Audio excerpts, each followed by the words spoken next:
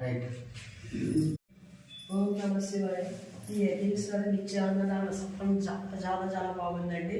మాకు అన్ని విధాలు కూడా అన్ని రూమ్ ఏంటి, భోజనాలు ఏంటి, అన్నీ కూడా చాలా చాలా నీట్గా చాలా హైజీనిక్గా చాలా బాగా ఉంది ఇక్కడ మాకంతాను.